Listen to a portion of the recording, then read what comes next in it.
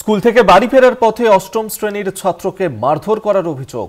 Belt লাঠি দিয়ে মারধর করা হয়েছে এমনই অভিযোগ উঠেছে 4 যুবকের বিরুদ্ধে। স্কুল থেকে বাড়ি ফেরার পথে এই ঘটনা ঘটেছে। আমরা এই নিয়ে কথা বলবো। উৎপল পাতর আমাদের সঙ্গে টেলিফোনে রয়েছেন। প্রতিনিধি উৎপল, ঠিক কি কারণে এই ধরনের ঘটনা ঘটানো হলো? কেন অষ্টম শ্রেণীর ছাত্রকে এভাবে মারধর করলো ওই অভিযুক্ত যুবকরা? দেখো অভিক, আসানসোলের সালামপুর থানার বাথানবাড়ির 14 বছরের নবীন লাহা, তিনি অষ্টম শ্রেণীতে পড়ে এক বেসরকারি স্কুলে।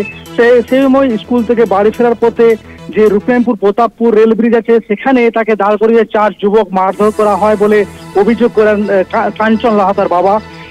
গতকাল রাতে সালামপুর থানায় এই নিয়ে অভিযোগ করা হয় এবং দুজনকে স্থানীয়রা ধরে ফেলে। তারা বিহারের বাসিন্দা 2 যুবক এবং আরো 2জনকে পুলিশ তদন্ত শুরু করেছে 2জনকে খোঁজার জন্য।